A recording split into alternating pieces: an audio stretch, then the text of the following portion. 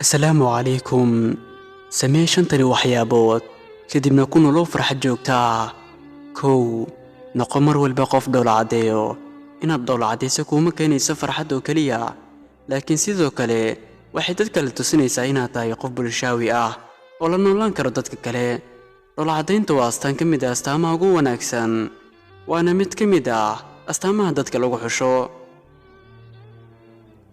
waa suurtagal inuu qofku uusan maalin walba farxad dareemin, sidaasi ay tahay dadka maalin walba dhoola-cadeeyo waa kuwo ka fogaada murugada, maxaa yeelay jadwalkaba uguma jiro inay murugoodaan.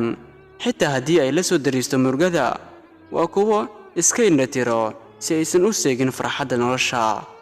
joogtee dhoola-cadaynta, waayo waa mid ka mid ah sunnooyinka nabigeena Muxamed sallallahu calayhi wasallam. labo caawi dadka dhibaataysan si aad u hesho raxmadda Alle.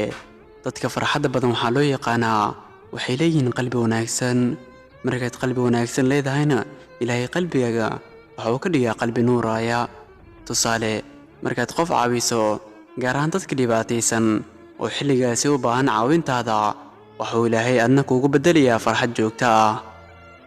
fiiro gaar ah dadka ku dhaho ku dhiirigeli qodobadani soo socda. qofkii ku dhaho ma awooday maxaan sameeyaa, ku dheh isku day ee waad awooddaa. nambar 2, qofkii ku dhaho ma garanayo ee maxaan sameeyaa, dheh marka hore adiga baro.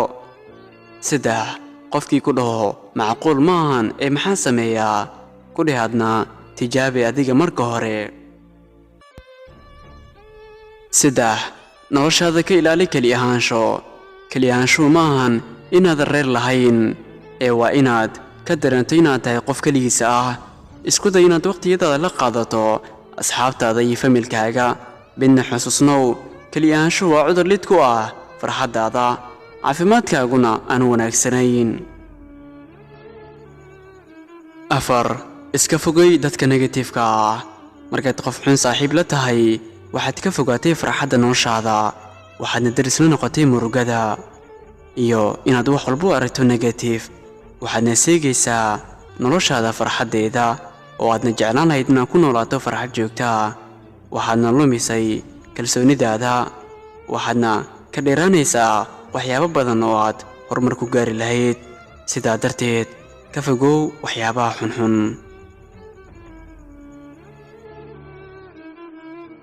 nambar 5, alle ugu mahdi farxadda nolosha ee aad haysato. wax walba oo aad haysato waa deeq Alle, ha yaraadaan ama ha badnaadaan. haddii aad caafimaad dareemayso, dheh alxamdulillaah. haddii aad murugaysan tahay ama ay dhibaato ku haysato, xusuusnow inay murugadaasi ama dhibaatadaas uu Alle keliga kaa qaadi karo. waxaynu soo gaarnay gabagabadii muuqaalka. haddii aad ka heshay muuqaalkan, like saar, siina gaarsii saaxiibadaada ilaa 2 qof. intaynu ku kulmi doono kani muuqaalkiis xiga. fii amaanillaah, wasalaamu calaykum waraxmatullaahi wabarakaatuh.